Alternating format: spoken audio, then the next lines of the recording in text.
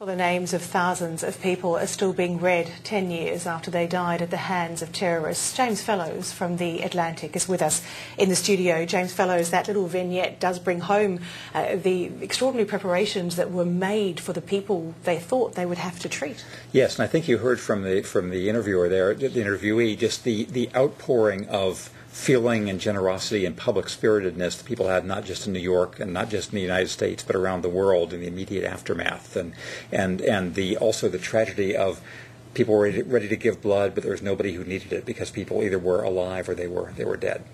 If we go to the question of where to from here, and we talk about future stability, we heard from Sally Sara, Pakistan is going to be key, isn't it? Oh, indeed. And we've been talking about the unity and the harmony of the ceremony so far in New York, but there is no kind of unity or harmony about what to do and how to handle Pakistan. Because on the one hand, the United States did, after all, find Osama bin Laden inside Pakistan, and after that we learned recently the Pakistanis let the Chinese see the remnants of this the helicopter that the United States had left behind, the one thing that didn't go well in that raid.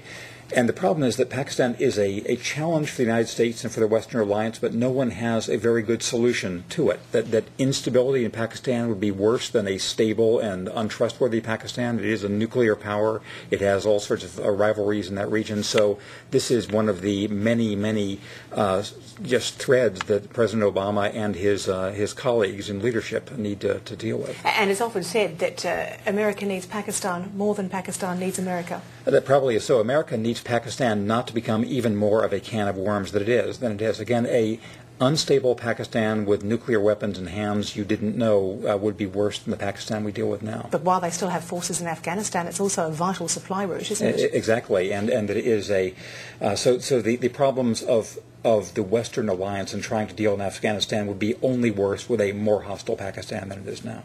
Well, even if the legacy of 9/11 is rethought, if you like, in the way that it does inform American foreign relationships, Pakistan would be one example, wouldn't it, where you can't really rethink it. They've gone too far down a track. Yes, and you can rethink all you want, but there is an impact of having troops on the ground and commitments made and drones used and all the rest for a number of years. And so if you could draw a clean slate 10 years ago about what kind of commitment the U.S. and its allies would make in Afghanistan and might not make in Iraq and ways you start handling Pakistan, you would be at a different point than you are right now 10 years later, but you have the world that President Obama and others face each morning and decide what their options now are.